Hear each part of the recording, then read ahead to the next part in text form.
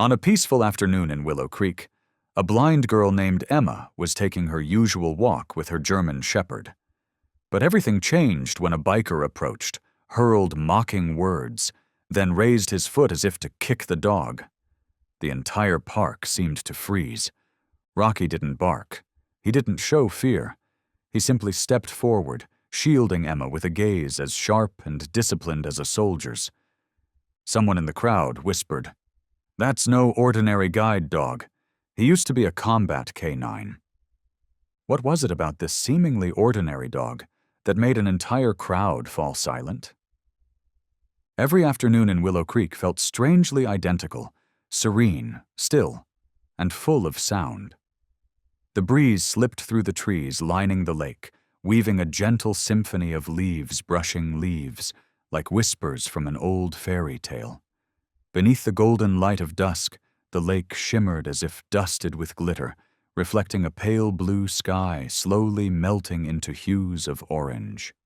Along a gravel path winding through the park, a young woman walked with calm purpose. Her left hand gripped the leash of a German shepherd. Each step she took was steady, deliberate, as if guided not by sight, but by the rhythm of a heart she trusted more than her own eyes. Her name was Emma Larson, and the only friend who had never left her side, the one who led the way every single day, was Rocky. Emma lived in a ground-floor apartment near the old quarter of Willow Creek, a small town where everyone knew each other's faces, but not everyone was close enough to understand. After the accident 6 years ago, she lost her vision permanently. She was only 23 then. In that one brutal moment, she didn't just lose her sight, she lost her parents too. But instead of letting grief erase who she was, Emma chose to continue, slowly but resolutely. And Rocky became the only light she had left. Rocky wasn't like other guide dogs. He was quiet, but his eyes were sharp. His sleek, dark brown coat was always well-groomed, but it wasn't his appearance that caught people's attention. It was the way he moved beside Emma, like a bodyguard, like a soldier, steadfast and ready to sacrifice, never waiting for commands. Every day at precisely 4 p.m., Emma and Rocky left the apartment. She would always pause for a few moments in front of the bakery where she once worked, back when she could still see, inhaling the scent of freshly baked cinnamon rolls, then following the narrow path toward the park. Rocky led her with a perfect rhythm, not too fast to make her stumble, not too slow to create distance. And every time they reached the familiar turn where the lavender bushes bloomed, Rocky would gently shift his body, signaling her to step around the protruding stone, a habit he never once forgot.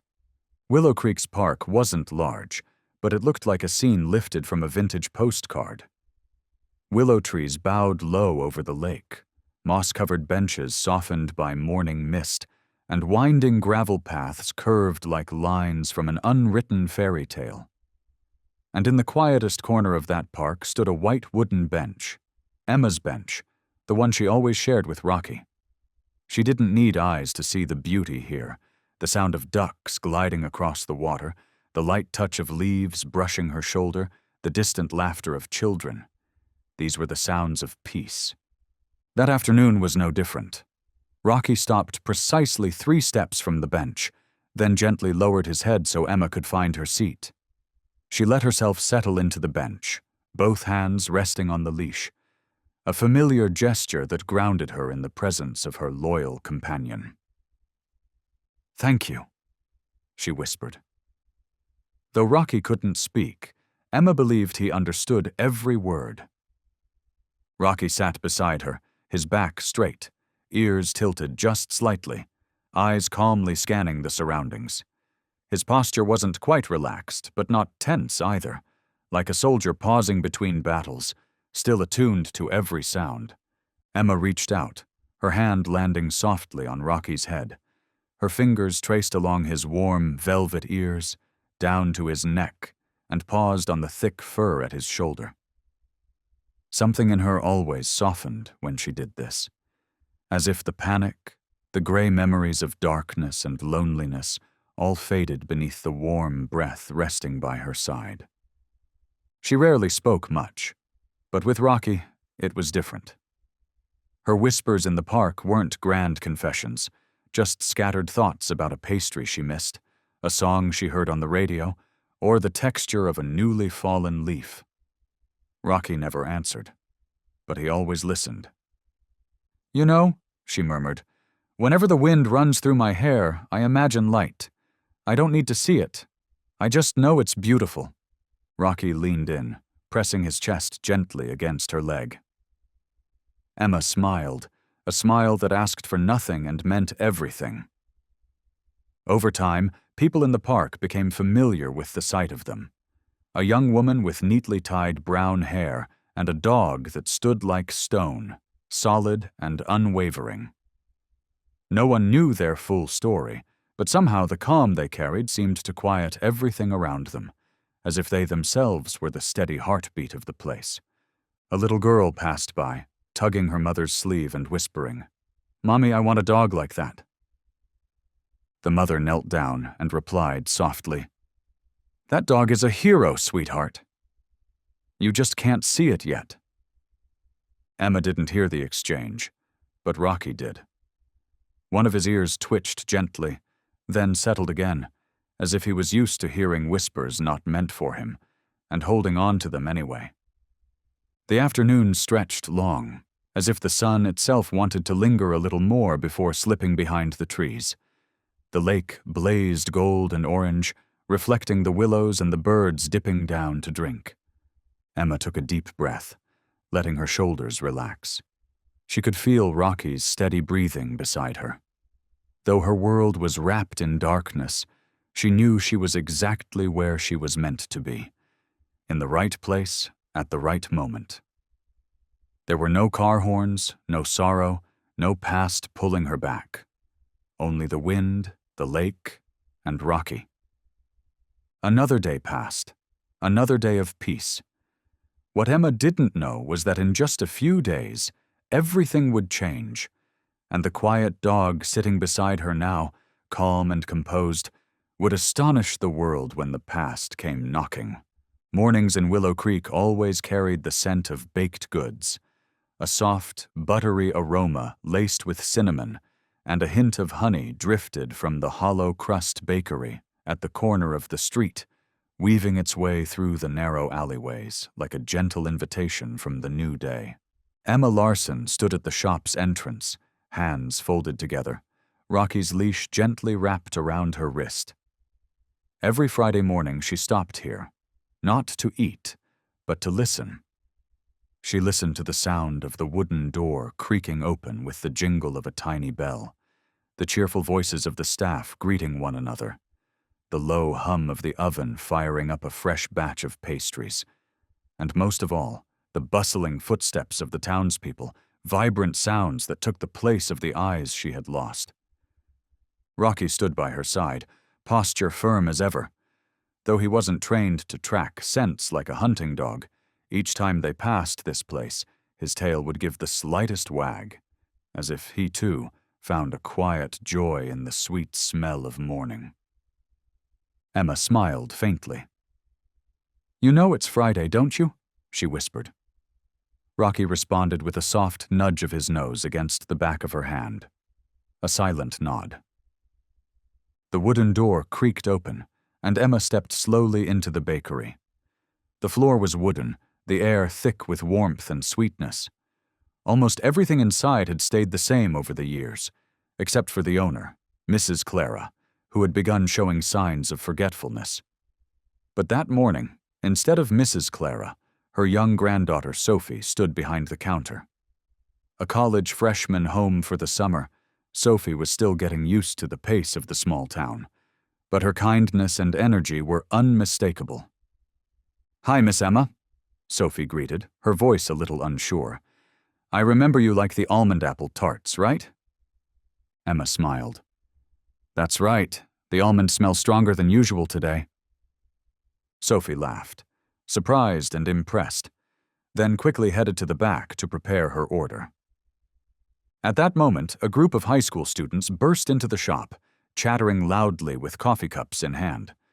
One tall boy accidentally bumped into the small cookie display by the front counter.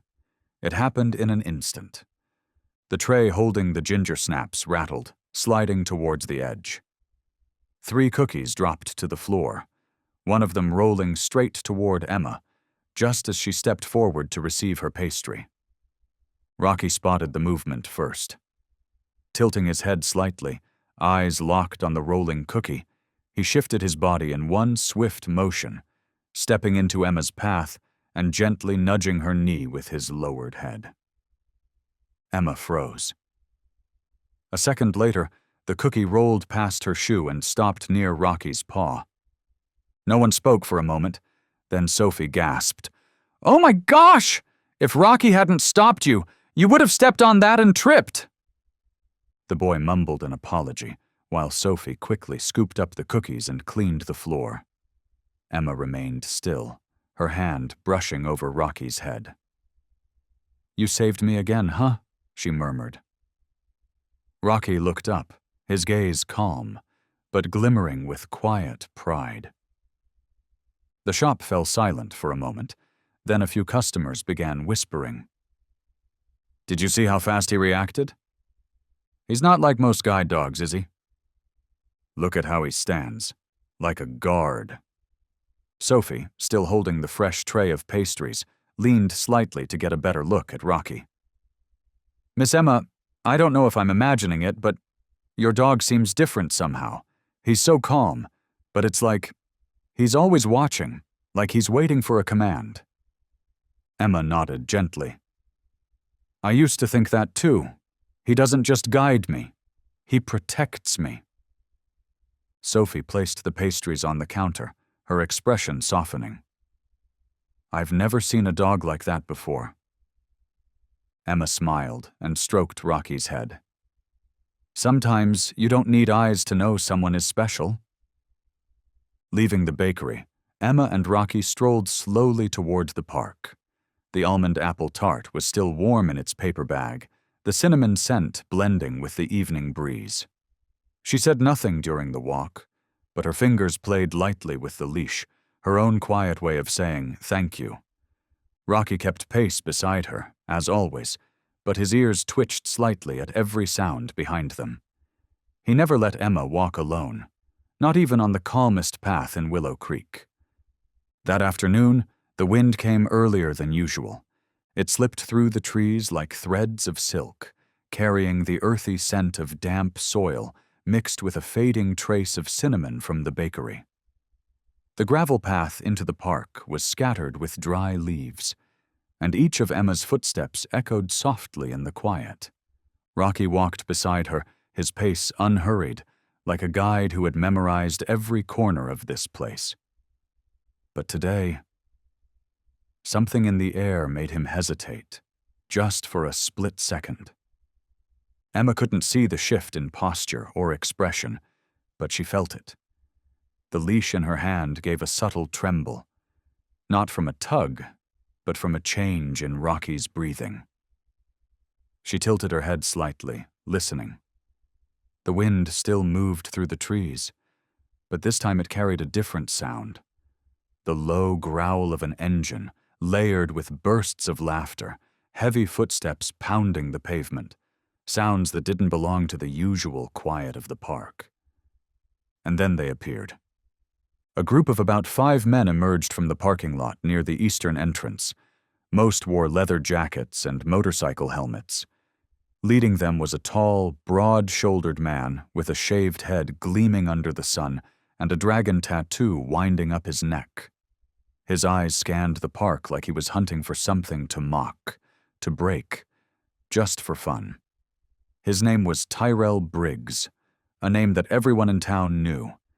He was the kind of man associated with smashed windows, broken bar stools, and bar fights no one wanted to get involved in. Rocky immediately shifted gears. His posture straightened, hind legs slightly bent as if calculating his next move. His ears stood high, jaws tight. No barking, no growling, only stillness. like a soldier waiting for the enemy to enter the kill zone. Emma felt the leash tighten slightly. She stopped. "Rocky?" she whispered, reaching gently toward his collar in an instinctive gesture of reassurance. Rocky didn't turn his head. His eyes remained locked on the group approaching, each breath shorter than the last, the kind of breathing that came from heightened alertness. From across the park, Tyrell spotted them. "Well, well," he called out, voice rough with mockery. "The little princess and her four-legged bodyguard." Laughter rippled through the group. Tyrell pushed his sunglasses up onto his forehead and strutted toward them, his boots crunching the gravel with deliberate weight. He wasn't in a rush. He wanted to be heard. Emma could hear the steps clearly. She turned her head toward the sound, her brow furrowed.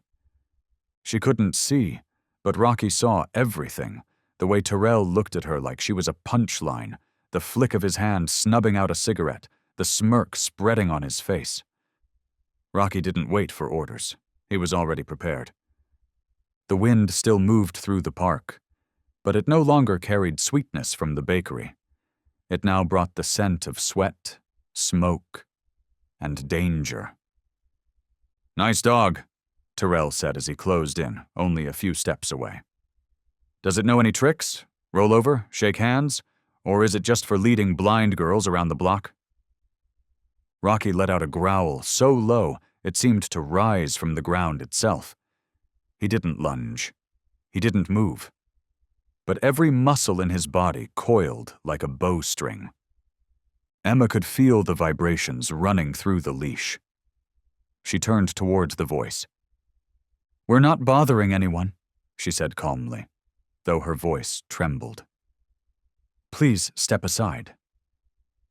Tyrell raised an eyebrow, took another step forward. One of his companions muttered, "Hey, Ty, maybe don't push it." That thing might actually bite. Tyrell waved him off, still grinning. "Bite? That thing looks like a show dog. What are you scared of?" He clapped his hands as if calling a pet, then suddenly lifted his leg like he was going to kick, not a real strike, but close enough to test the line. Rocky didn't flinch. He just growled louder, ears lowered, eyes locked on Tyrell's foot like it was a red dot on a target. The wind stopped. The park fell silent. People nearby began to notice. A few pulled out their phones. Some instinctively stepped back, sensing trouble creeping in like a shadow.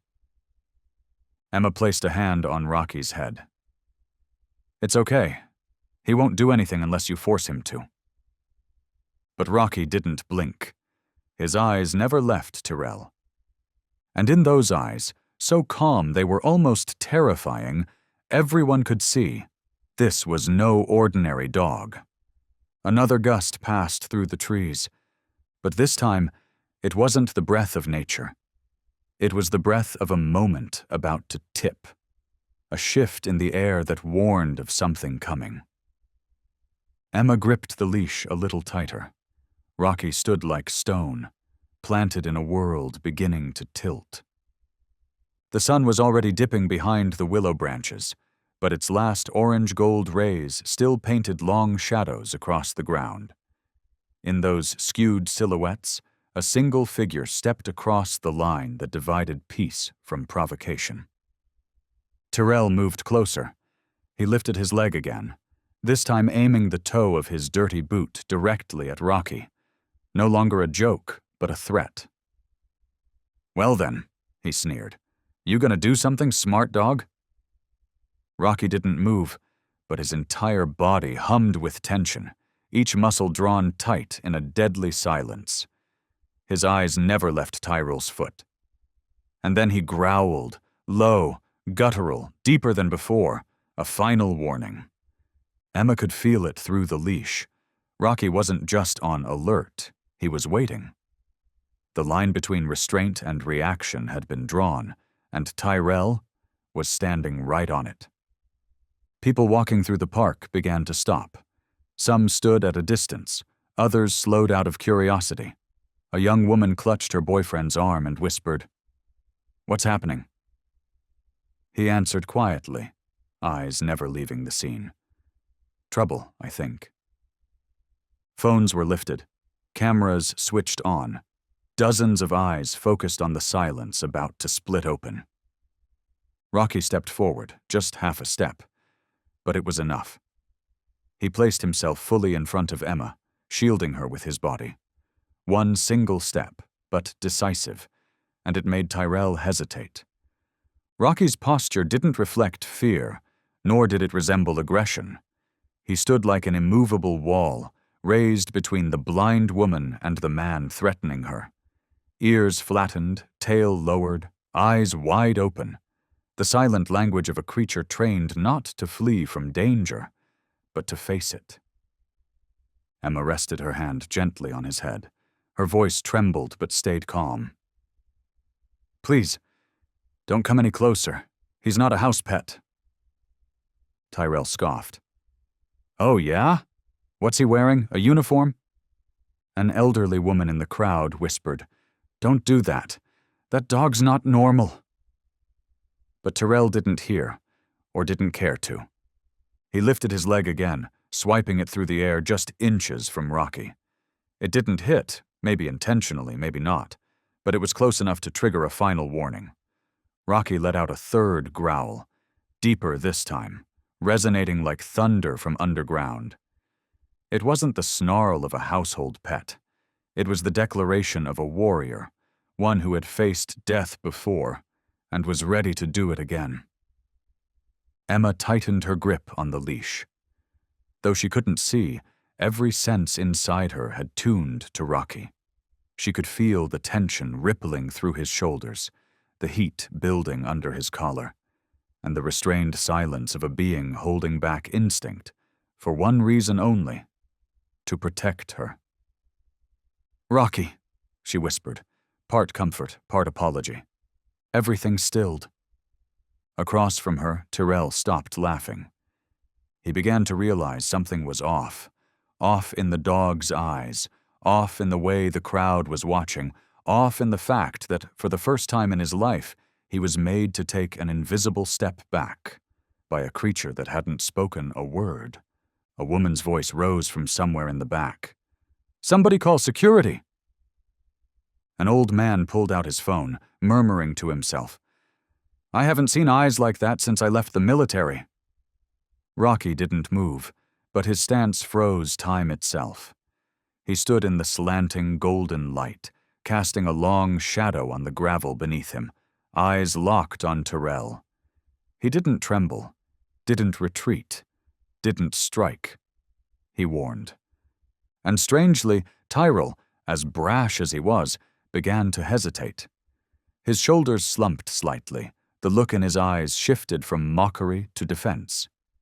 Emma sensed the air changing, like an invisible current rising behind her.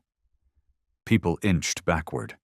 Camera shutters went still, and all that remained was wind. It blew again. But this time it carried no danger. It seemed instead to pull the bad energy out of the space, cleansing it. Tyrell stepped back. A friend behind him whispered, "Drop it, Ty." This could get serious. He glanced at Rocky one last time, the bravado gone, replaced with something unsure, maybe even afraid. Then he waved his hand dismissively and turned away. "Stupid mutt," he muttered. "Good thing I'm a nice guy." But no one laughed. No one replied. The whole biker crew slinked off in silence, not one daring to look back. Rocky didn't move. Only when Emma exhaled softly, gave the leash a gentle squeeze, and whispered, "Thank you," did he lower himself and rest his head on her leg, not as a gesture of ease, but as quiet confirmation that the moment had passed, though vigilance remained. Above them, the sky had deepened to purple. Birds skimmed across the lake surface. The breeze had softened again. And the park, which had just witnessed a confrontation without a single strike, fell back into its hush. But for those who had seen it, they would never forget the image. A blind girl sitting quietly in the afternoon wind, beside a dog that hadn't barked, yet had spoken louder than any voice, promising to protect her with everything in his soul. No one moved. Even the wind seemed suspended in the air, caught between the weeping willows and the still lake of Willow Creek. The entire scene held like a single frame in a paused film, frozen at the most intense moment. And then Rocky, still standing guard in front of Emma, sprang forward just one sharp, decisive step, not to bite, not to attack, but with a growl that split the quiet like thunder, deep, harsh, dense, as if it rumbled up from the chest of the earth itself. His body fully stretched into a combat stance, honed from years of training, front legs braced, tail rigid, eyes locked on Tyrell, the man who had just tried to lift a boot in mockery. And at that moment, no one thought of him as just a guide dog. Emma, though unable to see, felt every beat of change. Rocky's breath shifted. His heart pounded harder. The tension in the leash turned solid, transmitting a message through her skin. A message she didn't need words to understand. Something deep had awakened in him, a part she had never seen before. "Rocky," she whispered, unsure if she was calling out of fear or awe. Tyrell stood frozen. His half-hearted kick hung awkwardly in the air. He didn't dare follow through, and yet couldn't quite bring himself to back away. His eyes, once brash and mocking, were now something else entirely. The eyes of someone who just realized he made a serious mistake, but had no idea how to undo it. Then a voice rang out, soft, but as clear and commanding as a church bell in the silence. "That's not an ordinary dog." All heads turned. An elderly man, slightly hunched with age, stood near a tree about 10 meters away. He wore a faded military cap with a barely visible insignia, and though his face was lined and weathered, his eyes were sharp, the eyes of someone who had seen war and never forgotten it. He stepped forward, each footfall slow but deliberate. The wind tugged at his worn khaki jacket as if making way. The way he stands, the way he locks his target, that sound just now, there's no mistaking it. His eyes fixed on Rocky. "That's a K9, a veteran. His name is Bud." Rocky didn't turn his head, but one ear twitched. His gaze was still locked on Tyrell, yet something shifted in that stare. It was no longer pure instinct or tension. It was the presence of something deeper, like a wolf returning from fire and ash, called home by name. Emma turned toward the voice. What did you say?" The man stopped in front of her and gave a slight nod. "The dog beside you served overseas. He wasn't just trained to guide. He was trained to survive, to rescue, to face down danger without hesitation." His eyes flicked toward Tyrell, voice darkening. "If that kick had landed even 5 centimeters closer, the boy here would be flat on his back, and no one would blame the dog for it." A wave of whispers rippled through the crowd. "K9? He's seen combat? How'd that girl end up with a dog like that?" Tyrell could no longer fake his way through it. He stepped back, hands raised in mock surrender. "Hey, I didn't do anything. I was just messing around." A woman's voice cut through like a blade. "Messing around by kicking a guide dog?" From the park entrance, a uniformed security officer walked briskly toward the scene, radio clipped to his shoulder, eyes locked on the standoff. "What's going on here?" he asked loudly. A woman pointed straight at Tyrell. "That man tried to kick the dog, the guide dog for that blind woman." The officer's face darkened as he looked at Emma, then at Rocky, who still stood between her and the threat, growling low, unmoving, unafraid. "You tried to threaten a service dog?" the officer asked Tyrell, voice cold. No, I didn't. I was just joking, really. That's a K9, a retired combat dog, a guide for a visually impaired civilian, the officer said flatly. You realize that's a criminal offense, right? I should be calling the police right now. Tyrell stammered. All eyes were now on him, and for the first time, none held amusement, only outrage. A young man muttered to his friend, "He tried to kick a dog that saved soldiers?" That's low. An elderly woman gripped her granddaughter's hand and whispered, "See, sweetie? Never underestimate someone just because they're quiet." Emma gently stroked Rocky's head. His growl had faded, but his chest still rose and fell with residual alertness. She whispered, "Your name is Bud?" Rocky turned his head just slightly, his eyes meeting hers, eyes that couldn't see, yet glowed brighter than anything else in that space. The officer gestured for Tyrell and his gang to leave. They didn't argue. Tyrell said nothing, casting one last glance back. But it wasn't mockery anymore. It was the look of a man who'd just been defeated by something he couldn't even understand. As they disappeared, the crowd slowly began to disperse. But the atmosphere remained, thick with awe, gratitude, and unanswered questions. Emma stayed seated. Rocky sat beside her, his posture calm once more, though his eyes, those eyes that had seen what humans could not name, stayed fixed on a distant point, as if guarding some unspoken dream. The wind turned colder faster than usual. Willow Creek sank into a thin veil of dusk, lit only by the warm glow spilling from windows along the street. In a small apartment at the end of the hill, Emma sat alone on a beige armchair, hands wrapped tightly around a warm ceramic mug. Rocky, or perhaps Bud now, lay at her feet, head resting on the floor, ears twitching faintly at each hallway sound. She wasn't used to the name. Bud. A short, firm name. It rang like a command barked in the field. It didn't have the softness of Rocky, but it carried weight, the kind that couldn't be explained, only felt. As if every consonant hid something deeply buried, long kept secret. She couldn't forget the look in the old man's eyes when he said it. Not a look of doubt, not even surprise. Just certainty. Unshakable. And what made Emma tremble wasn't the man's words. It was Bud's reaction. Just the twitch of an ear, a subtle change in breath. But to Emma, that was enough. Enough to know the dog beside her had once borne that name, and had never forgotten it. "Bud," she whispered. The dog didn't lift his head.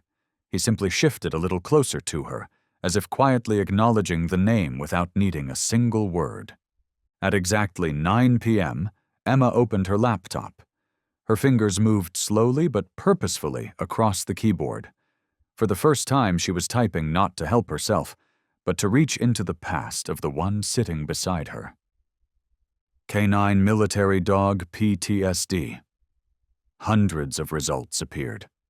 Article titles felt like pieces of a buried life crashing into her heart. Four-legged warriors and their invisible scars. K9 dogs, souls that stood between life and death. When the mission ends, what remains in those eyes? Emma read every single word. Each line spoke of dogs trained under extreme conditions, hostage rescues, bomb detection, fire runs, collapsed under gunfire. And then, when the mission was over, they returned, carrying with them instincts that could never fully be erased. Instincts Emma had just witnessed a few hours earlier. She tightened her hands on the keyboard. Each sentence peeled back a layer of the invisible armor Bud still wore. K9s may suffer nightmares, startle easily, or react strongly to unfamiliar sounds. They bond with a single handler and go into defense mode if that person is threatened. It's not easy for them to trust again, unless they're retrained from scratch. Emma lifted her eyes from the screen.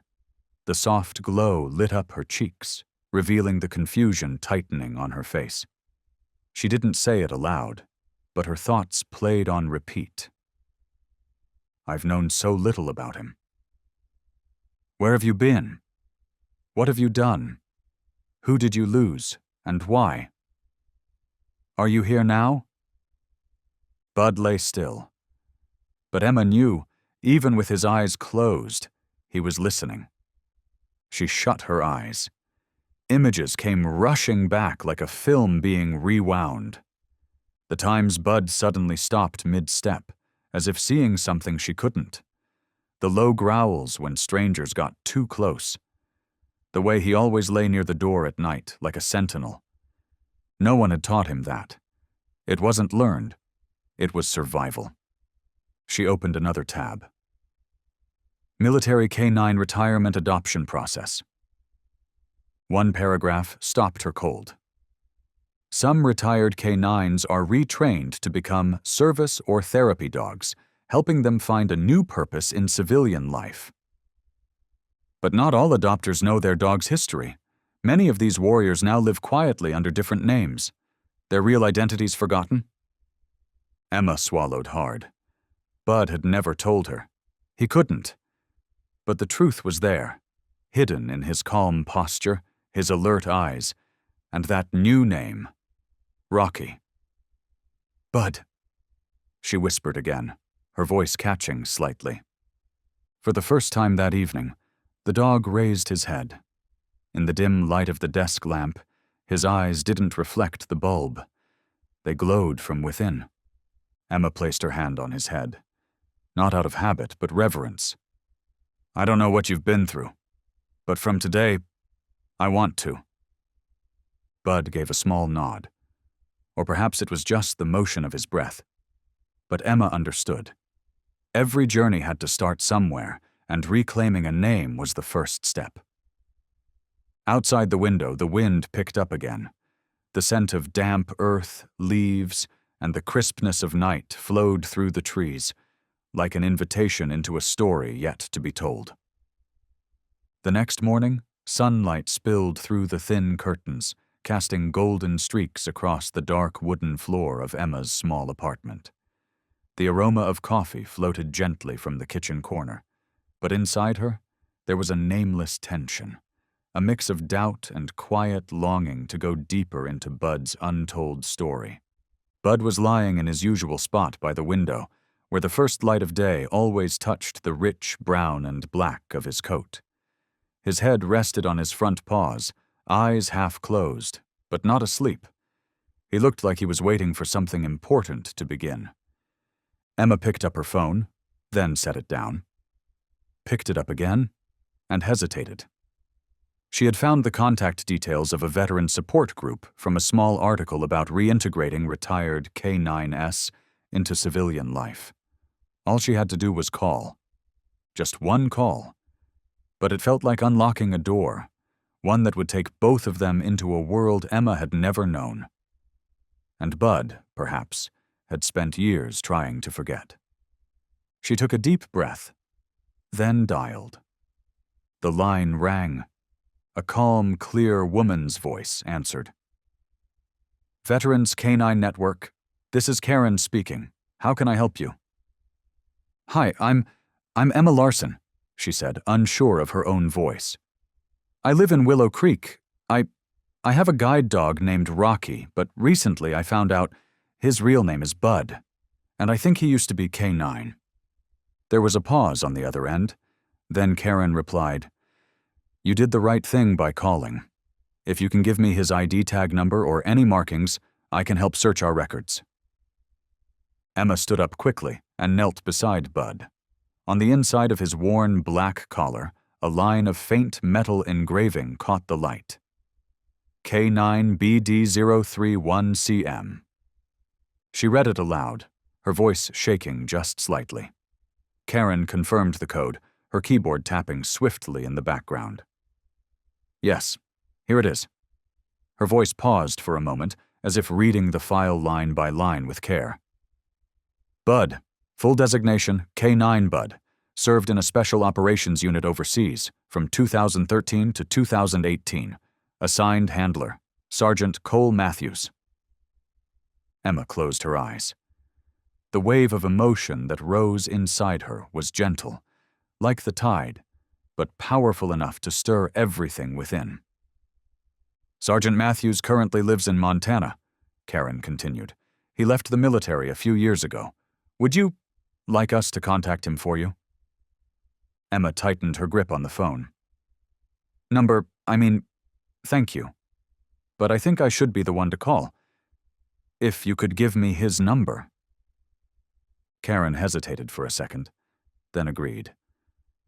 I believe Bud and you will both gain something meaningful from that call. The afternoon passed slowly. Emma sat by the window, the phone resting in her palm like something alive, pulsing in time with her heartbeat. Bud remained quiet. But when Emma spoke the name Cole Matthews, there was a glint in his eyes, not surprise, but something older. A memory stirred. She gently stroked the top of his head. Do you want to see him again? She asked, as though Bud could answer. But Bud simply pressed his head into her palm. A small gesture, but enough for Emma to understand. Night fell. Finally, Emma opened her contacts and dialed the number Karen had given her. Each ring on the line felt like a held breath. Then a man's voice answered, deep, slightly hoarse, the kind of voice that once shouted into chaos but now only echoed with memory. Hello? Emma held her breath a beat longer before speaking. Hi, is this Sergeant Cole Matthews? There was a pause. Who's calling? His tone was cautious. My name is Emma Larson. I'm living with Bud, your dog. No immediate reply. Only silence. Emma was about to speak again when she heard it. A breath caught in the throat, a sound too honest to fake. Bud? Cole's voice cracked. Say that again? Emma spoke softly. He's here, with me. He's a guide dog now, but his real name is Bud, isn't it? This time there was no silence. There was a breath, heavy, unsteady, the kind of sound someone makes when they're standing in front of something they thought was lost forever. I can't believe it. I never thought I'd hear that name again, Cole said, his voice now raw. Bud was a hero, the only one I trusted out there. When I left the service, I didn't know where they sent him. I tried to adopt him back, but it was too late. Emma bowed her head. Her eyes stung. He's been with me for 3 years now, walking beside me every day, guiding me through life, and I never knew, until yesterday. There was a pause, then Cole's voice, barely above a whisper. I need to see him. Please. Emma set the phone down after noting his email address. Bud still lay in his usual spot. But this time, when she sat beside him, he turned his head and gently licked her hand. I just spoke to your old friend, she whispered, and he wants to see you again. In the soft amber glow of the lamp, Emma smiled. There was something warm in the air now, something quietly hopeful, as if a bond that had once been severed by time was slowly being mended again. All because of the quiet, unwavering love of a dog who had never stopped waiting. The day Cole Matthews arrived in Willow Creek, the sky was impossibly clear. Not a single cloud hung in the endless blue. Sunlight slanted across rooftops as if the quiet little town was holding its breath, waiting for something extraordinary, just like the feeling in Emma's chest. She stood on the porch, fingers tightening slightly around the leash. Her heart was a tangle of nerves. Beside her, Bud, or Rocky, sat tall, ears perked, eyes fixed on the street ahead, as if sensing the one approaching was a piece torn from the past, finally returning. It had been 3 days since the phone call. Cole hadn't hesitated. He didn't ask unnecessary questions. Only one. "How soon can I come?" And when Emma answered, "Anytime you're ready," his flight was booked within minutes. The sound of a car pulling up to the curb made Bud lift his head. No bark, no growl, just a subtle movement, like the breath of years-long waiting stirring quietly to life. The car door opened. A man stepped out, dressed in a simple button-down shirt, silver threading his temples, but walking with the purposeful stride of someone who once crossed trenches without flinching. His eyes swept over the neighborhood and stopped the moment they found the dog sitting on the porch. "Bud," he called. His voice was low, rough, carrying the weight of a decade's worth of memory. Bud stood. Not with wariness, not with instinctive caution, but with a movement unlike anything else. It was as if time itself was being pulled backward. His ears shot up, tail gave a single sweep, and he stepped forward, one deliberate step at a time, as if crossing the gap between now and a life long past. Emma didn't speak. She clutched the leash but didn't hold him back, her heart beating so hard it felt like it belonged to someone else, someone watching a moment that wasn't theirs, but somehow contained them. Cole dropped to one knee. "It's me, Bud," he whispered. "It's me. Do you remember?" Bud stopped half a meter away, looked up, and then, in a moment without sound, as if the world had been distilled into the blink of an eye, the dog stepped forward and pressed his head into the man's chest. Cole wrapped both arms around him. His voice broke as it fell into the fur. I thought I'd lost you forever." Emma brought a hand to her mouth. She wasn't crying, but her eyes were wet and shimmering. In front of her, Bud was no longer Rocky, the calm, composed guide dog, but a warrior, a brother in arms, a soul pulled out of time and restored to himself. They went inside. Cole sat down on the couch, his eyes never leaving Bud. The dog curled at his feet, resting his chin on Cole's knee like he'd never been away. "He's changed," Cole said, voice still catching. "But he's still Bud. That look, that response, I'd know it anywhere." Emma poured tea, settling across from him gently. "I knew there was something special about him, but I never imagined a past this deep was living inside him." Cole nodded. "Bud was the bravest dog our unit ever had. He once led me out of a collapsed building in Kandahar when the squad got separated. He also warned us, just in time, when we heard a delayed explosive beep in the middle of a crowded marketplace." He gave a quiet laugh, even as his eyes stayed moist. "He saved my life more than once, and I swore, if I could, I'd protect him for the rest of his. But the military took him when I rotated out. I couldn't trace where he went." Emma reached out, fingers brushing Bud's back. "Maybe. He found me. And now he's found his way back to you." The afternoon moved gently. No one spoke much, but every glance, every shift, every time Bud rested his head on a knee, it all felt like memories being pieced together, wordless and complete. Bud lay between the two of them. One, a figure from the battlefield. The other, the peace he'd earned. But in his eyes, there was no conflict. Only connection. Only homecoming. Before he left, Cole knelt down and hugged Bud one more time. "You've lived well," he whispered, "and I've never been prouder to see you still fighting, in your own way." Emma walked him to the door. Just before stepping out, Cole turned. "Thank you for loving him," he said. "Bud's a hero, but he's still a living being, one who needed to be seen, to be called by the name that carried his entire life." When the door closed, Emma returned inside. Bud had resumed his familiar place, lying still, yet something in his gaze was different, deeper, like a door had opened inside him that no one had touched in years. She sat beside him and whispered softly, "Welcome home, Bud." And Bud gently rested his head on her lap, breathing steady, like a soldier who had finally found a place to set down the weight he'd carried alone. The next afternoon, Cole returned. He brought with him an old fabric bag, its surface worn smooth with time, the zipper scratched and dulled.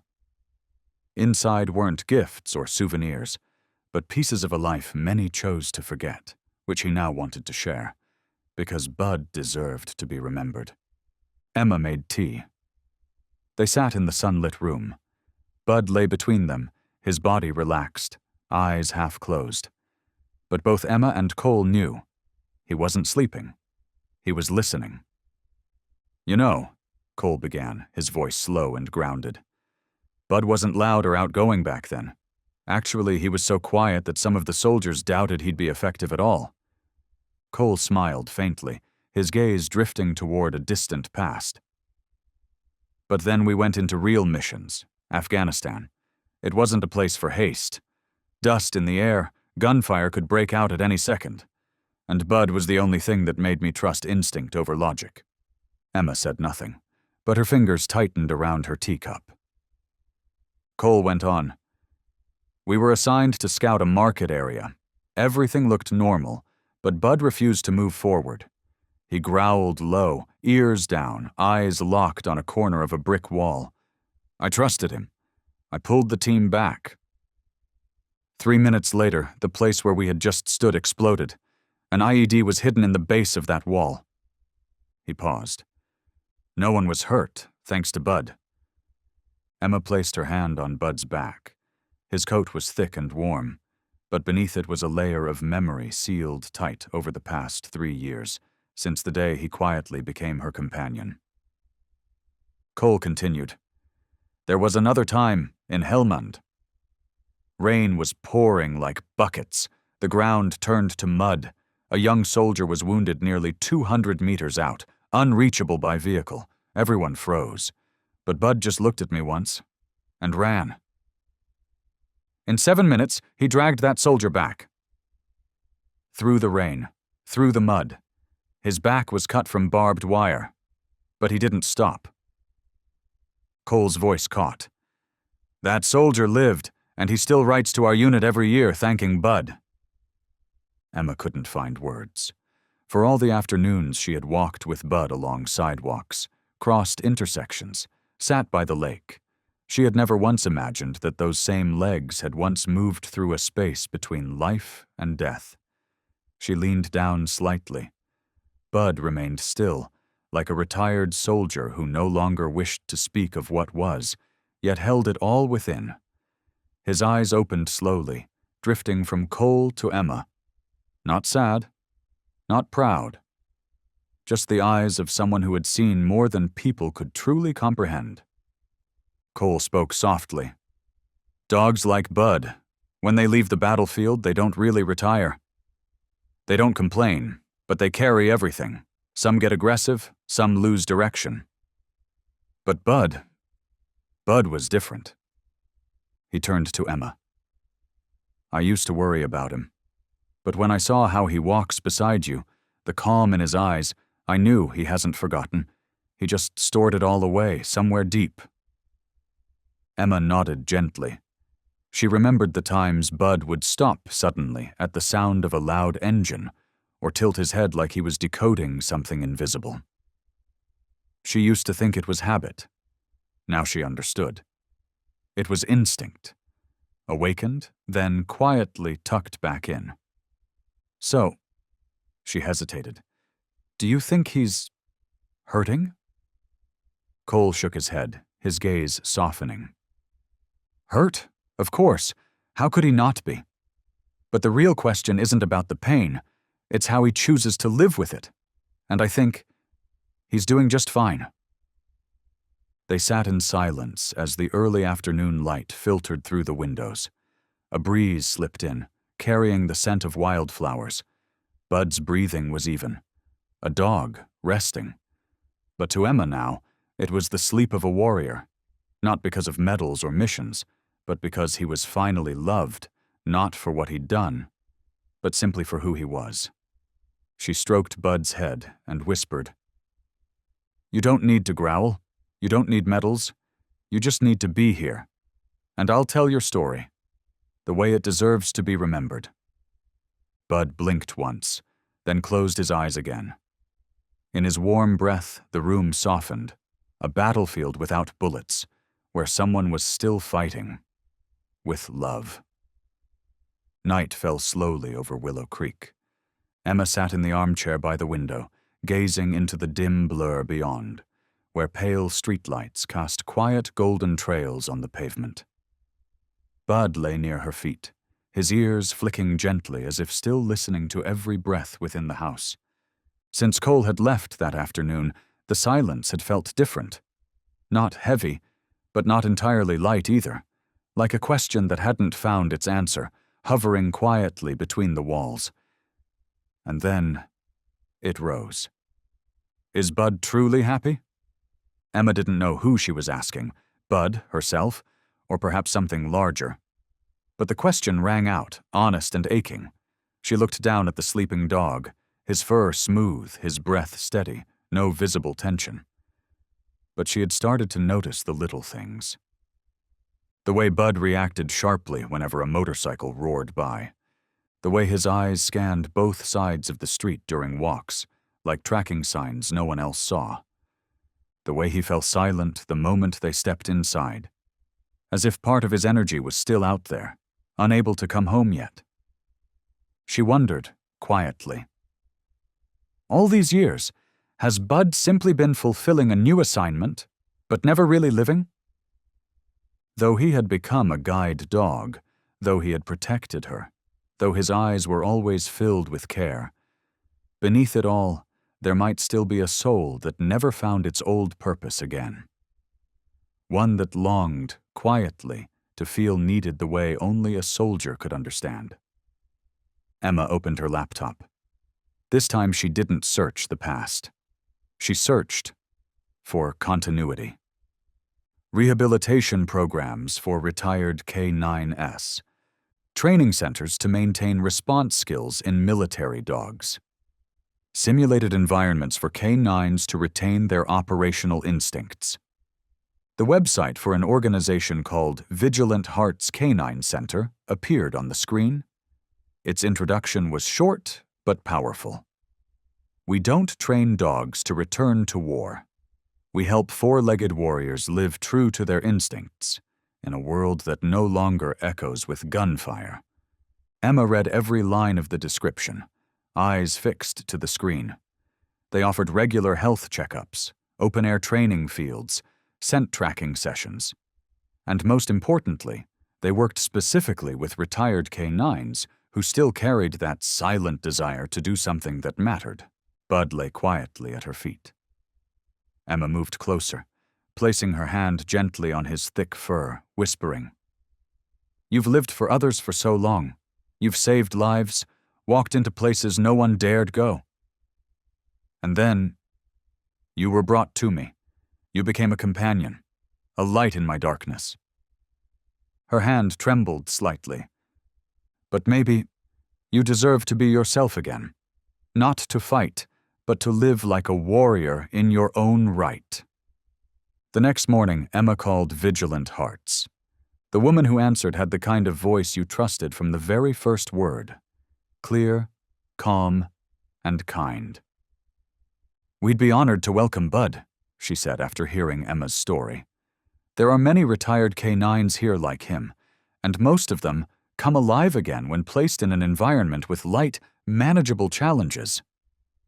"It's not about going back to training," she explained. "It's about feeling useful again, about having instincts that are recognized and allowed to breathe." That afternoon, Emma sat with Bud on their familiar bench in the park, the same place where everything had started. The breeze tugged gently at her hair and ruffled the fur along Bud's shoulders. The afternoon sunlight stretched across the grass, weaving soft shadows between the trees. "We're going, okay, Bud?" she said quietly, stroking his ear. Bud looked up. He didn't bark, didn't nod, but the look in his eyes was enough. That warrior's heart was still intact, just waiting for a new mission. The morning sun in Willow Creek filtered through the sky like sheer silk. It was a new day. But for Bud, it wasn't like any other morning in the past 3 years. He didn't guide Emma across intersections. He didn't patrol the sidewalk. He didn't rest near the windowsill to monitor every strange sound. Today, they were heading to Vigilant Hearts Canine Center, a place for dogs who had once fought, protected, and lost part of themselves when they left the battlefield. Emma sat behind the wheel of the rental car, hands gripping the steering wheel tighter than usual. It wasn't anxiety. It was anticipation. She could feel that something deep inside Bud was about to rise again. Bud sat in the back seat. He didn't whine, didn't fidget, just stared quietly through the window, focused and still, like a soldier returning to the place where a part of him once belonged. The center was nearly 2 hours outside town, nestled between open fields and oak-lined trails. The sunlight spilled through the old trees like a map drawn in light, leading them forward. As Emma stepped out of the car, she heard trainers calling out in the distance, "Echo, that's it! Scout, come on over!" Mary, the center's director, greeted them with a warm smile. She knelt to Bud's level, meeting his gaze not with pity or curiosity, but with deep respect. "Hello, Bud?" Or, "Is it Rocky?" she asked softly. Emma smiled. Bud is his real name. Rocky is who he's been. Mary nodded. Then let him choose who he wants to be. They led Bud to the training yard, a large open space divided into different sections, climbing walls, tunnels, low fences, scent tracks, and in the distance, sand pits and obstacles designed to test reflexes. At first, Bud stood still. His gaze swept across the yard.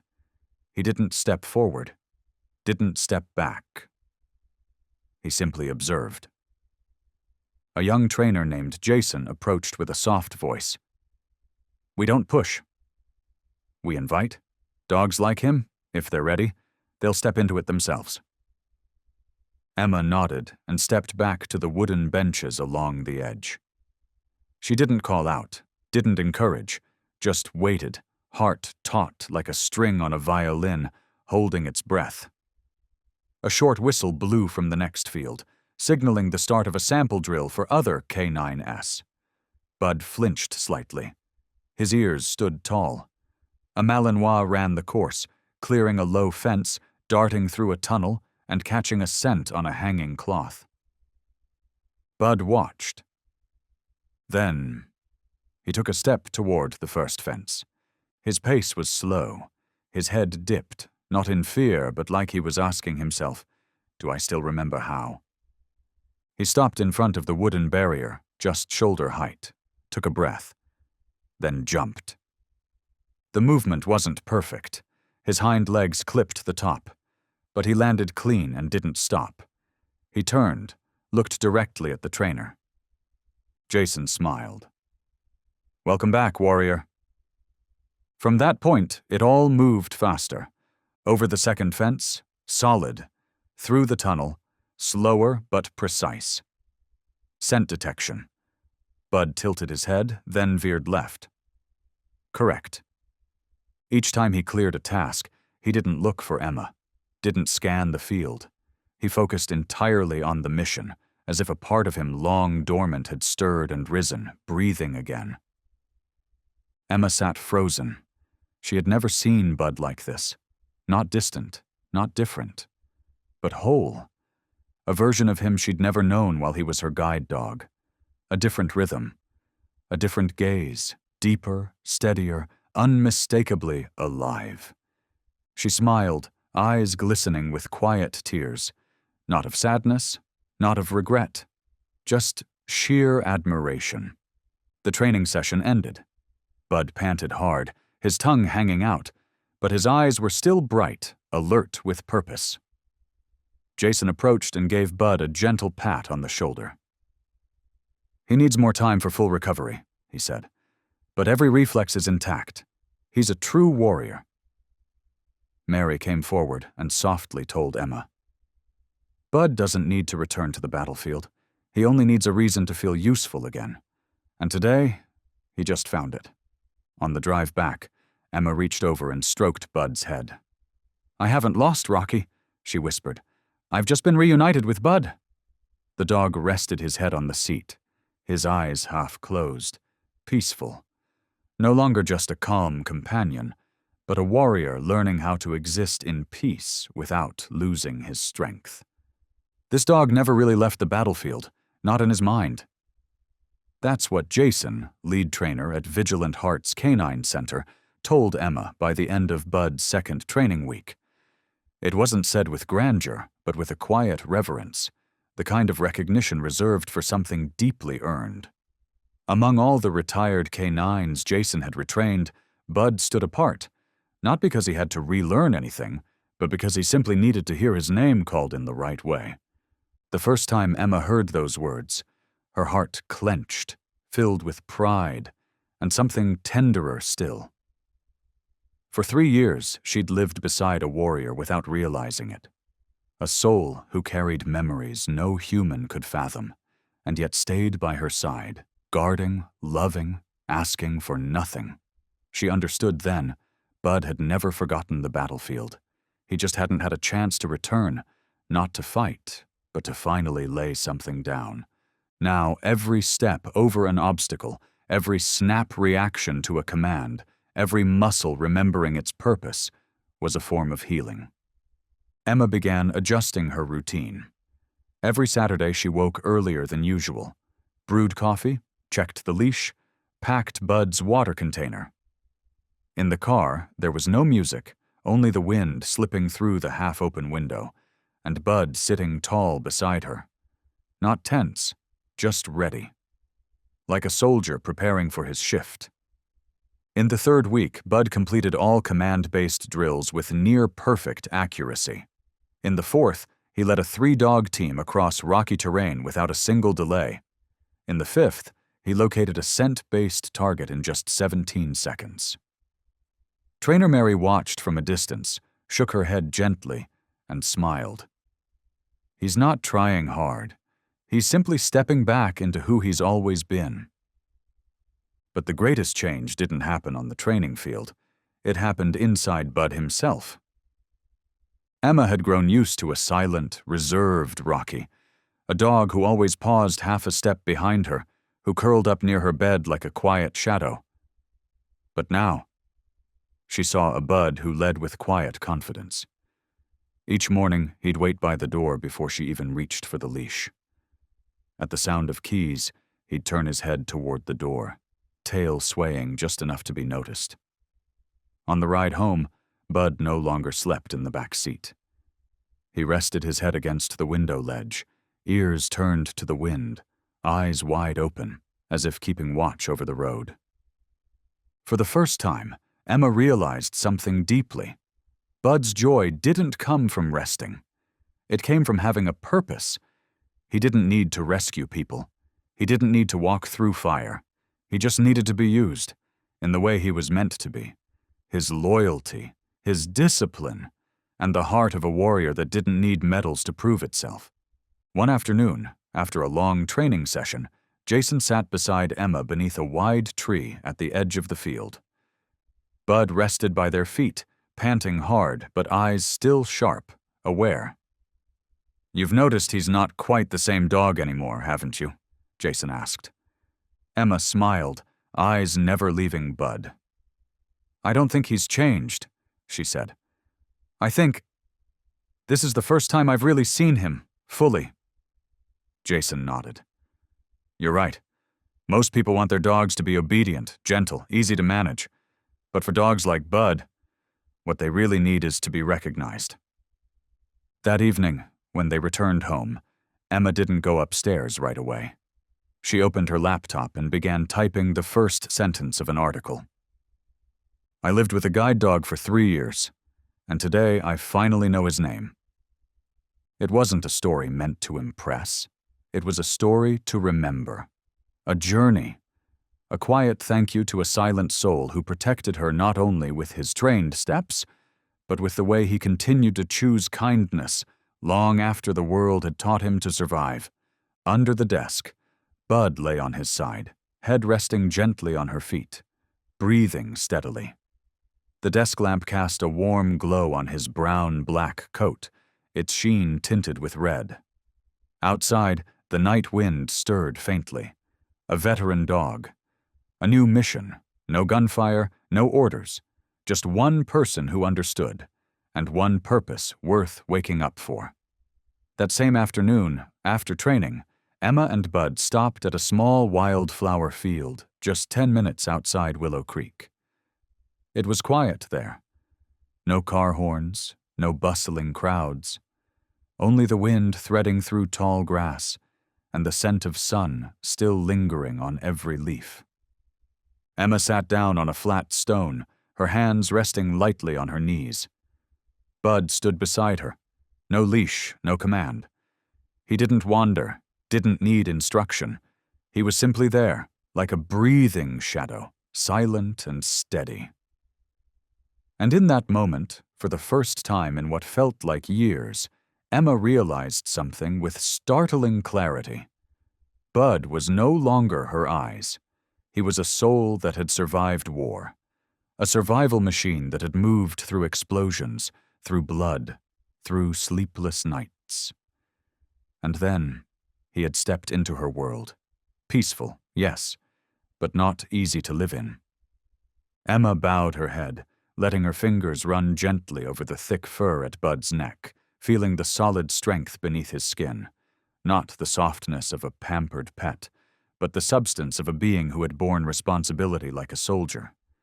She recalled Cole's words. Bud never really left the battlefield in his mind. And then Jason's, "He doesn't need forgiveness, just recognition." Those sentences, once passing thoughts, now echoed like truth through her chest. "Maybe I had it all wrong from the start," Emma whispered. "I called you my guiding light. But now I see. You were the one who found light in the darkness first, and then brought it to me." Bud didn't respond, but he turned his head to look at her.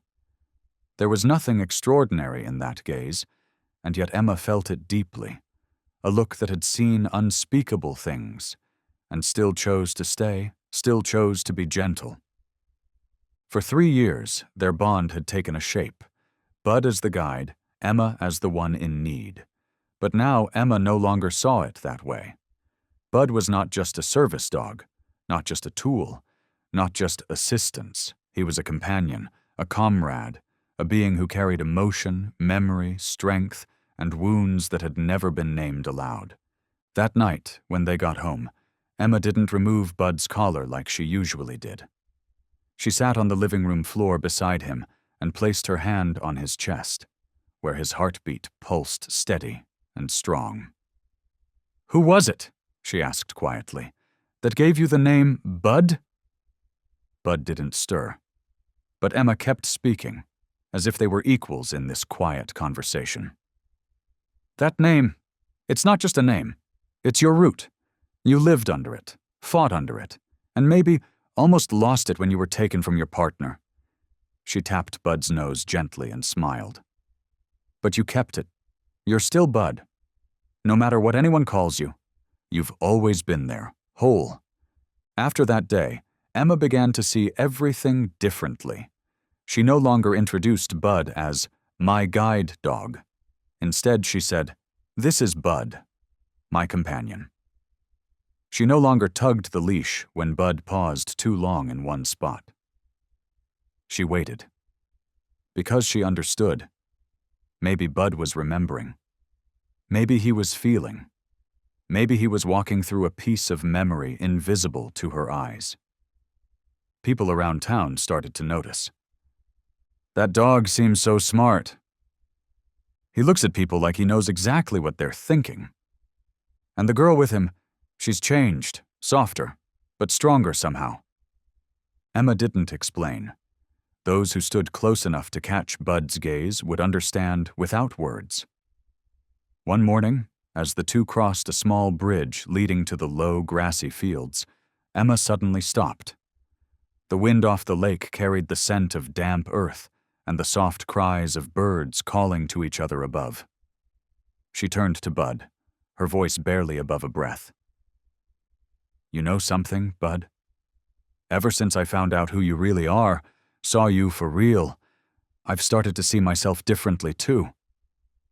Bud sat down, his eyes never leaving hers. "I used to think I was weak, blind, helpless, but if a soul like you, one that's walked through war, still chooses to stay by me, then maybe, just maybe, I'm not as weak as I believed." Emma leaned down, resting her forehead against Bud's. "You didn't just guide me. You brought me back to life with the way you see the world, a way that goes beyond time." And Bud, in the soft morning light, didn't bark, didn't move. He just stayed. Like a part of the world Emma was learning to trust again. That night, Willow Creek sank into silence. Outside the window, the wind rustled through brittle September leaves, making soft, whispering sounds. Moonlight spilled across the floorboards, crept up the edge of the bed, and settled on Emma's half-closed eyelids. In sleep, she began to dream. No clear place, no known time. Only the sound of explosions, crashing like waves against stone. She saw herself standing in a dust-choked wasteland, facing the wreckage of a collapsed building, bloodstains scattered across the ground, sirens wailing faintly in the distance. And in the middle of it all was Bud. No leash, no gentle gaze. He was pure soldier, back low, eyes sharp, every step heavy with meaning. Beside him was a wounded man, perhaps Cole, clutching his bleeding stomach. Bud glanced at the man, then turned his focus toward an enemy hiding behind shattered brick. And then, without a bark, without hesitation, Bud lunged. A growl ripped through the dream and slammed into Emma's chest. Then everything turned white. She jolted upright, her body slick with sweat, breathing hard. Her heart pounded so violently that she had to press her palm against her chest to feel the rhythm. Her eyes wandered around the room. The same old bedside lamp, the cream-colored curtains, the water bottle by the nightstand. But what made her pause was Bud. The dog was sitting not far from the bed, not lying down, not asleep, not moving, just sitting there, watching her. Emma didn't speak. Bud's gaze held no panic, no worry, only the quiet steadiness of someone long used to keeping watch while others slept. He had done that for years on the battlefield, guarding teammates as they drifted off amid dust and distant gunfire. And now, Bud was doing it again, in a quiet room where no shots would ever ring. She sat up and whispered, "Bud." He didn't move, just blinked, slowly, as if to say, "You're safe now. I'm still here." Emma pulled back the blanket and stepped onto the floor. She sat down facing Bud, gently resting both hands along his back. "Are you guarding my dreams?" she asked softly. There was no answer, only a subtle tilt of his head. But she understood. She inhaled deeply. In that stillness, for the first time in her life, Emma didn't feel like the one being protected. She could see now, Bud didn't need anyone to know how many battles he had fought, how many lives he had saved. He just needed someone to hold on to, someone to stay for, someone whose dreams were worth watching over. Emma placed her hand on Bud's head, her eyes locking with his. "I get it now," she whispered. "You don't need victory to be called a hero. You just need a reason not to let go." Moonlight streamed through the window and poured over Bud's back in a silver wash. In that moment, Emma felt like she was sitting before a living statue. sculpted from loyalty and memory. Not everyone could understand an old warrior. Not everyone could read those eyes, the ones that had once followed danger without ever turning away. But she saw, and she knew. The next morning when Emma woke up, Bud was lying by the bed, fast asleep. For the first time in weeks, he slept deeply, no growling, no twitching at the sound of passing cars.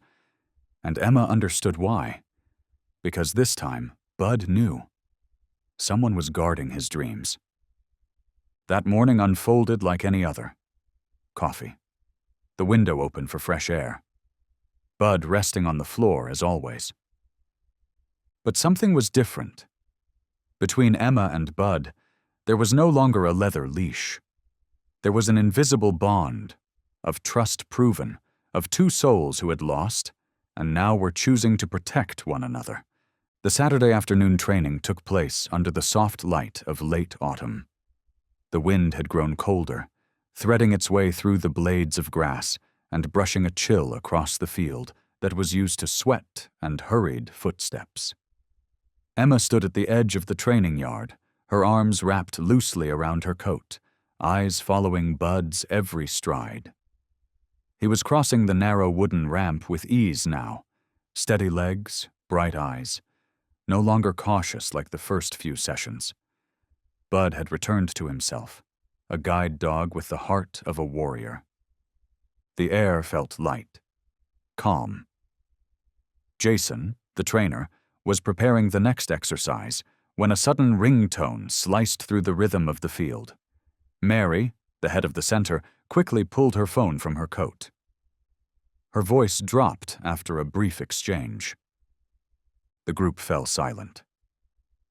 Their instincts, sharpened by training, sensed the shift. Mary turned, her face grave. "We've got an emergency," she said without delay.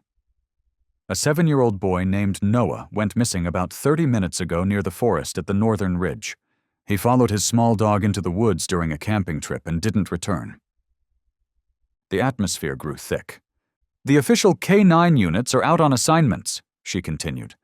"Another team just wrapped up a long search this morning. They're exhausted. We're the closest team available to assist." One of the trainers spoke up. "We could have a new team ready in 40 minutes. Mary shook her head. "Not enough time.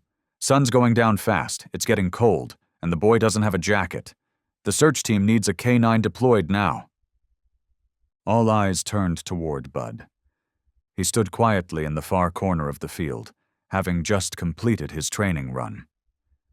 No one said anything. But somehow, Bud seemed to know. His ears perked up. His posture shifted, low, focused, the stance of someone ready. Emma stood beside him, her heart pounding.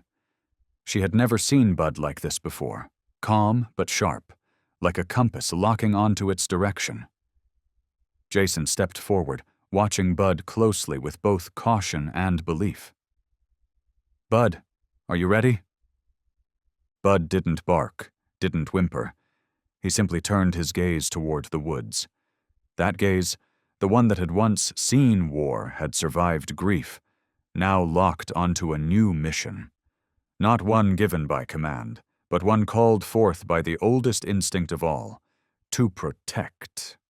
Emma slowly removed the training lead from Bud's collar and whispered, "Go, Bud. You know what to do." Mary signaled. A uniformed coordinator jumped into the off-road vehicle. Bud climbed into the back. No commands, no hesitation. He didn't look back, didn't growl. He just departed, like a soldier called back to duty. The vehicle sped off across the red dirt road, a trail of dust rising into the air behind it. On the long bench outside the training field, Emma sat quietly, hands clasped tight. She didn't feel afraid. She wasn't worried. There was only one thing she felt with piercing clarity. Bud had never needed permission to be a warrior. He only needed a moment, and a life worth saving. At the forest's edge, the light was beginning to fade. Static buzzed from the radio.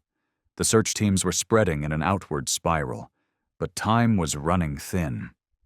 Children could move faster than adults expected, and once night fell, hope would narrow by the minute. Bud leapt from the vehicle before the brakes fully settled. A small cloth was handed over, a piece of Noah's jacket. Jason knelt and held it out. Bud inhaled deeply, his head tilted slightly, his eyes closed for 3 seconds, and then he bolted. No handler, no leash, no further scent cues needed. Bud charged into the darkness as if he wasn't searching, but returning to where he had always belonged. Back at the center, Emma received a message. Bud has picked up a trail. He veered off northeast, an area no one has searched yet. She nodded slightly, hand over her chest, eyes closed. In her mind, she could see Bud pushing through thickets, weaving beneath broken branches, filtering through layers of tangled scents, chasing a single fragile signal in the dark. Not for orders, not for recognition, but because that's what a protector's soul does, even when no one is watching. Somewhere in the forest, as the sun dipped into a faint orange line on the horizon, Bud paused before a large tree trunk, ears upright, nose flaring. A soft sound reached him, like a whimper, like the heartbeat of a child trembling from cold and fear. Bud moved closer.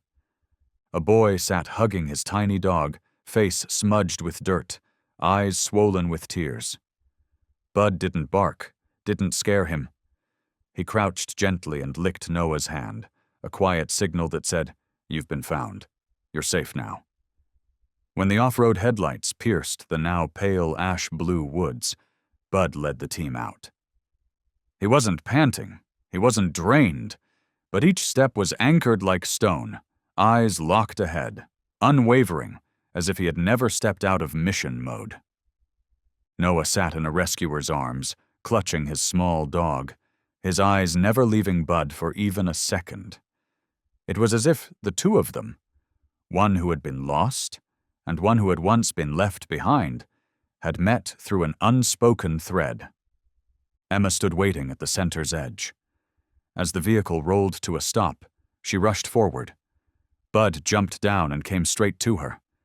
He didn't nuzzle her legs like usual. He didn't collapse in exhaustion. He stood tall, eyes meeting hers, filled with something new, something alive. "Bud," she breathed, voice still trembling. But Bud didn't want praise, didn't need a pat or a treat.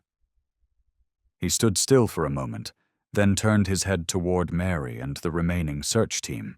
Jason, stepping down from the vehicle, called out, "Anyone need another K9 for the East Ridge rescue?"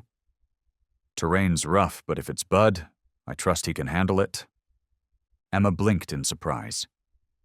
She glanced at Mary, who nodded with quiet understanding. "He just saved a life, Emma. But more than that, he chose to come back." Emma knelt before Bud. Her hands rested on his neck, feeling the strong bone of a warrior who had carried the weight of life and death. "You want to go?" she asked, already knowing the answer. Bud didn't nod, didn't whine. He simply looked into her eyes, not pleading, not waiting, but certain. Emma nodded, eyes glistening. "All right, I won't hold you back, but—" Her voice cracked. "Please come back." Bud stepped forward and gently pressed his forehead to hers. A small gesture, yet Emma felt wrapped in a vow, one that didn't need to be spoken, yet was more real than any promise she'd ever heard. An hour later, Bud arrived at the forward post near the eastern hillside. A new call had come in. 2 elderly hikers missing after venturing deep into the forest to forage mushrooms. No contact for over 4 hours. Night had fallen. The wind was sharper. The scent trails scattered by mist and moss made tracking nearly impossible. But Bud, trained from his earliest days to survive deserts and danger, didn't hesitate. A worn sleeve was handed over. Bud sniffed deeply, then turned and bolted. This time it wasn't just a task. It was a reclaiming, not of the Bud from war-torn days, but of the Bud who lived now, among quiet towns and second chances, yet never forgot what survival meant. No one gave him orders. No one assigned the mission. Bud chose to go. Back at the center, Emma sat with Mary under the soft lamplight. "I used to be afraid," Emma said slowly, "that if I let Bud go, I'd lose him." Mary smiled, placing a hand over hers. "You didn't lose him, Emma. You found a Bud the world forgot, and by letting him go, you gave him the space to truly be himself." Just before dawn, a message reached the center. 2 adults found in Canyon 4. Bud was the first on scene. Both safe. Emma broke down in tears. Not from fear, but from pride. That afternoon, when Bud returned, he didn't collapse. He didn't act exhausted. Bud simply lay beside Emma's feet, his head resting against her leg, breathing slowly. Not out of exhaustion, but as a quiet message. I've completed my mission.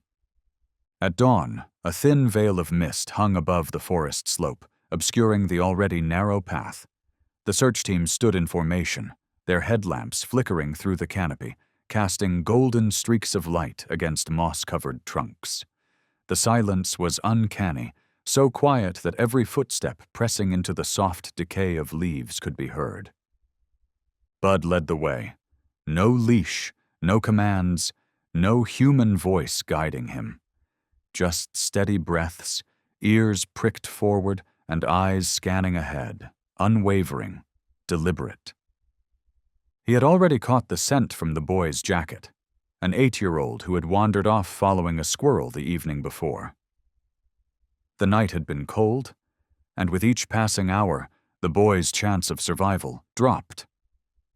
Jason, the one who understood Bud best, followed close behind, eyes locked on the dog.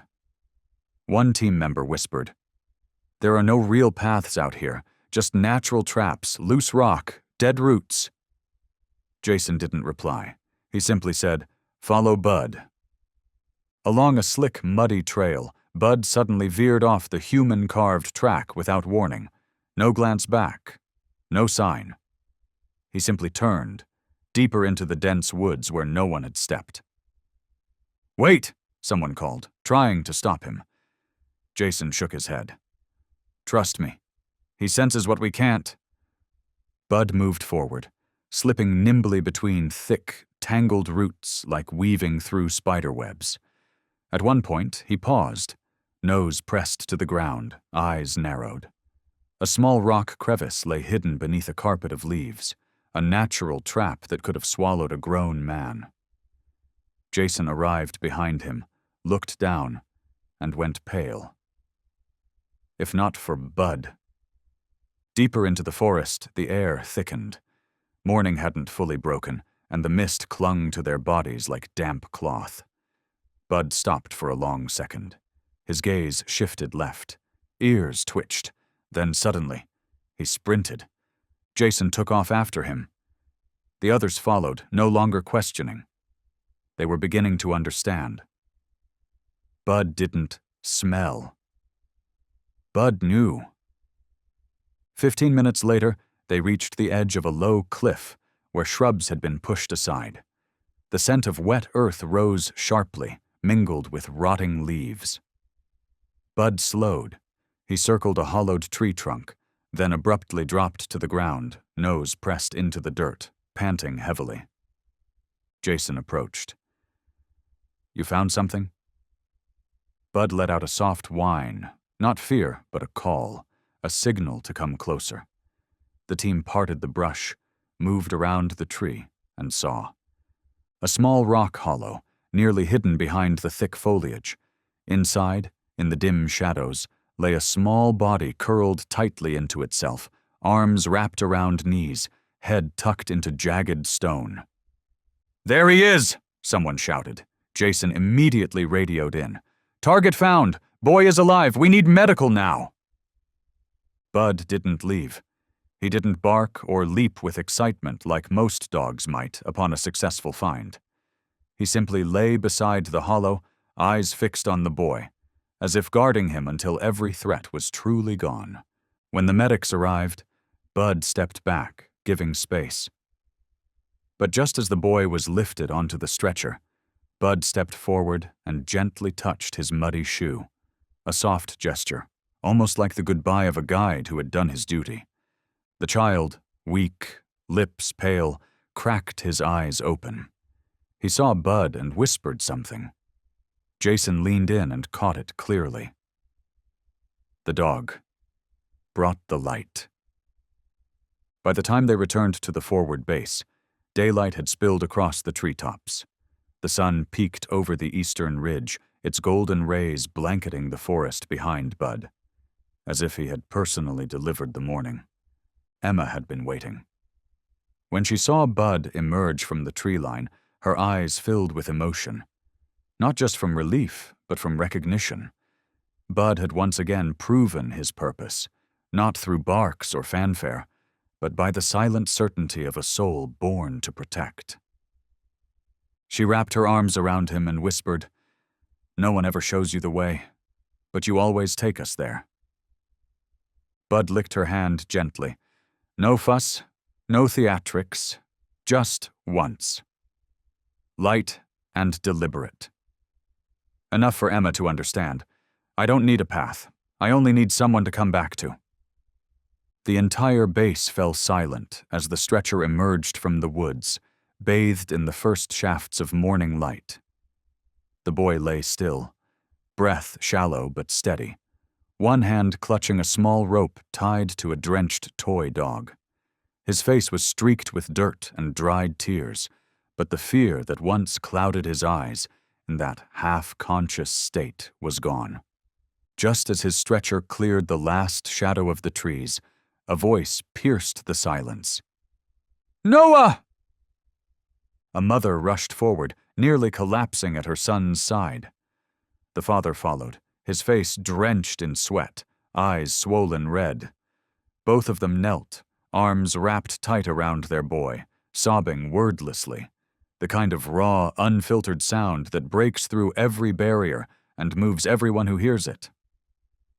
Jason quietly turned his face away, despite having been through hundreds of rescue operations. A young staffer beside him clutched the sleeve of his jacket, eyes red and glassy. Mary sighed, hand resting on her chest, her gaze fixed on Bud, the silent savior standing still in the clearing, like a shadow of loyalty that needed no name to be known. Bud didn't approach the boy. He didn't seek praise. He didn't spin in circles under applause like dogs in fairy tales.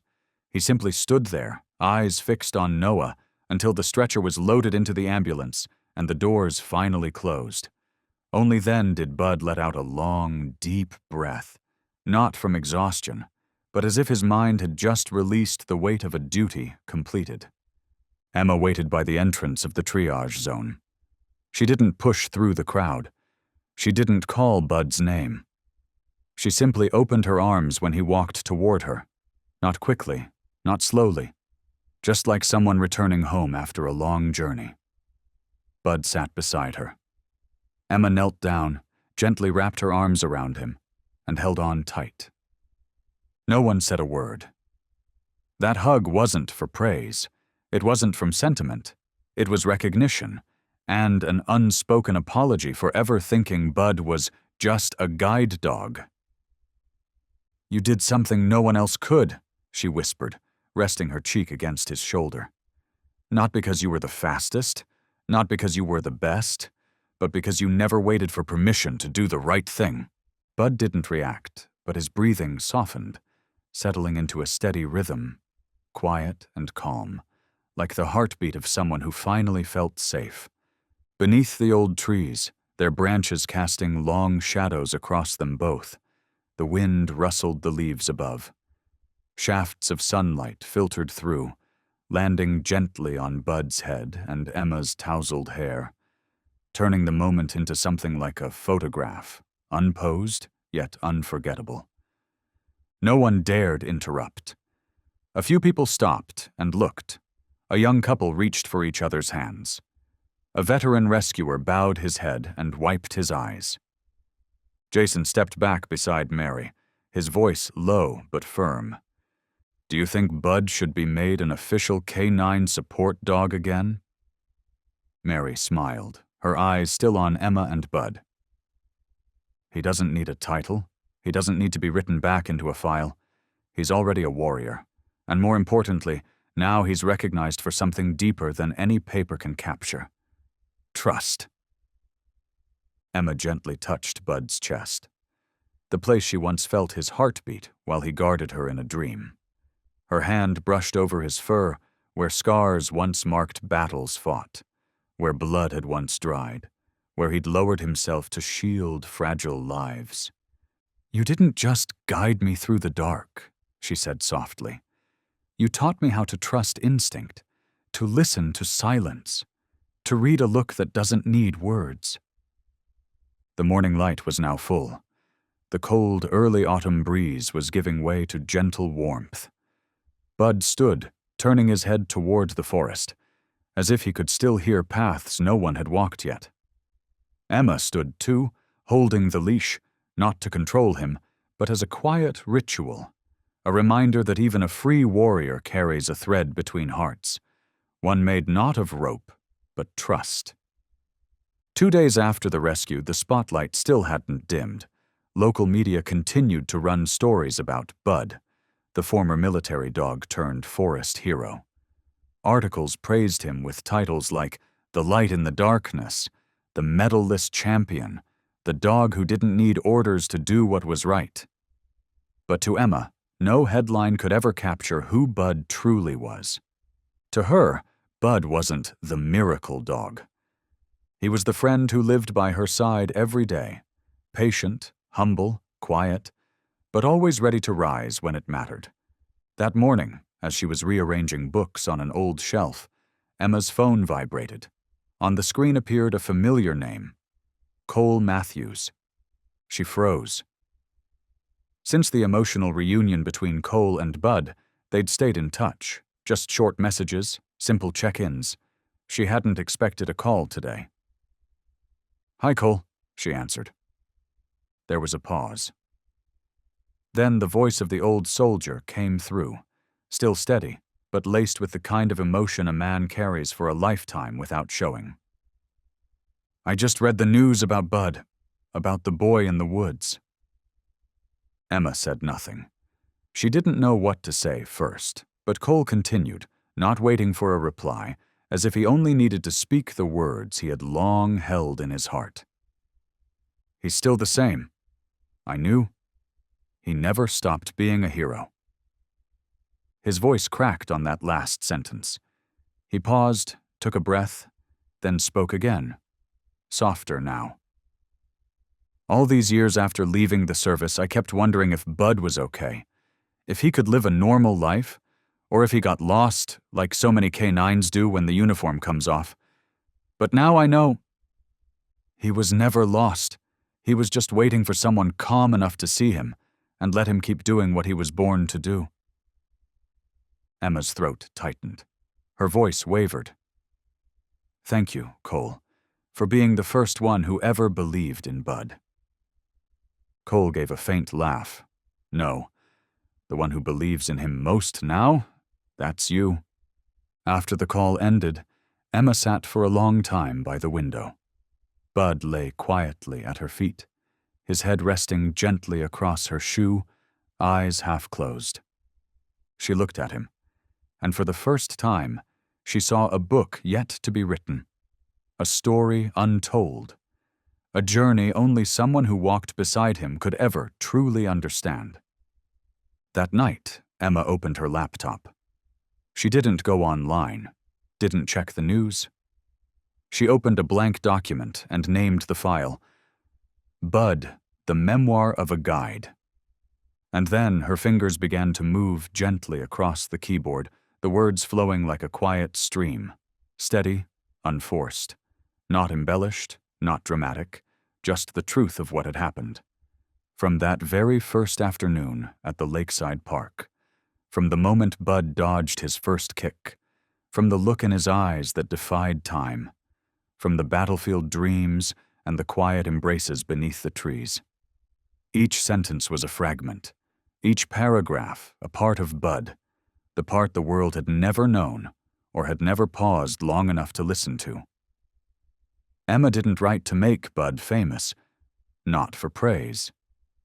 She wrote in gratitude, for the souls who lived quietly but with meaning, for the warriors who carried no weapons yet stepped forward before anyone else dared to move, for Bud, who changed her life not with magic, but through the quiet strength of simply being there. When she typed the final line that night, Emma glanced to her side. Bud was still there, eyes closed, breathing steady. She gently touched her hand, the same spot where Bud had rested his muzzle just moments before, as if to say he knew exactly what she was writing. One last line appeared on the screen. He never told me his past, but I saw it in his eyes, in his breath, in the way he stood between me and the fall I didn't even know was coming. That night, the wind whispered softly over the rooftop. Below, a warrior slept in peace. And in the little attic room above, a journal had begun, to make sure the world would not forget that Bud had once been here. Autumn afternoons in Willow Creek always arrived a little later than in other towns. The last light of day gently stretched across the stone-paved paths of the lakeside park, drawing soft golden lines across the grass and the edges of old wooden benches. Ancient trees turned warm shades of brown, their leaves swaying like curtains in a fairy tale, inviting someone to sit, to breathe, to listen to time slow down. Emma and Bud returned to that place, where everything had begun. The old bench beneath the oak was still there. The paint had faded more. The wood sagged with age, but to Emma, it marked the beginning of something she never saw coming. She sat down, fingertips brushing over the edge of the bench, tracing a familiar crack in the wood. Bud didn't need a cue. He simply lay down at her feet, resting his head gently on her knee, a habit etched into his body. No more taut leash. No heavy boots echoing from that old biker gang. No tension. No fear. Just two beings, a woman and a dog, sitting in the place that had taught them about each other. A breeze drifted by. The scent of young grass and lake water stirred memories. Emma closed her eyes, listening to the ordinary sounds, leaves falling gently, the distant dip of a paddle, the patter of small feet running past, and beneath it all, the steady breath of Bud, the sound that had accompanied her through the darkest years. "Do you remember this place?" she asked softly. Bud didn't respond with movement, but the slight nudge of his head, closer to her leg, felt like an answer from the soul. Emma smiled faintly. "The first day I came here, all I saw was darkness. I couldn't see faces. I didn't know directions. But there was one thing I could feel. Your presence, steady, silent, unasking." She ran her hand gently across Bud's back, over the place where she had once discovered the faint scars of battle, now covered by a warm, thick coat. "Maybe others only saw a dog, but I saw something else. A spirit that never gave in, never abandoned, never stepped back when the right thing called someone to step forward." Bud exhaled softly, body completely relaxed. There was nothing left to guard, nothing to fear, only the pure presence between two souls who had traveled through the dark together. Emma looked toward the lake. The water shimmered, catching the sunset like a living mirror. "You know," she whispered, voice trembling slightly, "for all those years I was blind, I thought the most important thing in the world was seeing again." She paused, her hand tightening over her thigh. "But then I met you, and I understood. Some things can only be seen when you no longer have eyes, when you learn to listen with your heart, to sense the strength in every breath, to feel the silence more deeply than any spoken word. She lowered her head, forehead gently touching Bud's. "You didn't just save me. You taught me how to see what matters most, by simply being here.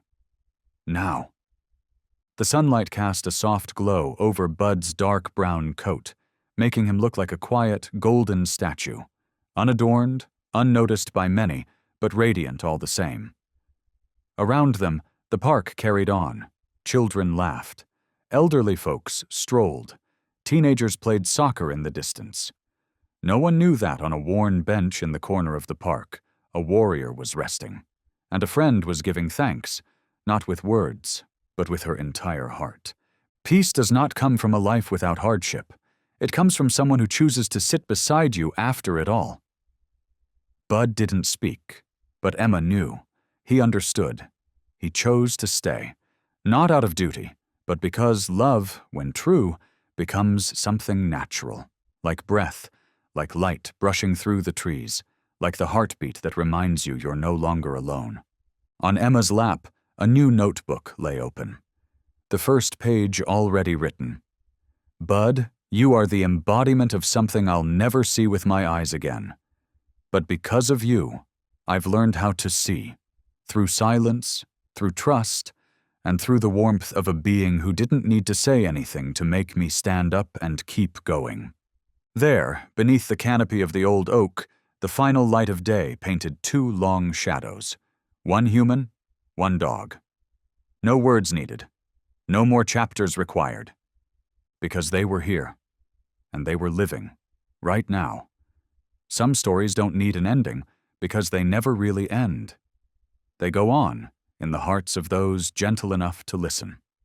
Bud, a German shepherd, was not just a silent hero. He became a symbol of unconditional loyalty, of protective instinct beyond time, of love that needs no words. German shepherds, with their intelligence, courage, and soulfulness, are remembered not just through missions or medals. They live on in every quiet gaze, every breath that stands guard over someone they love.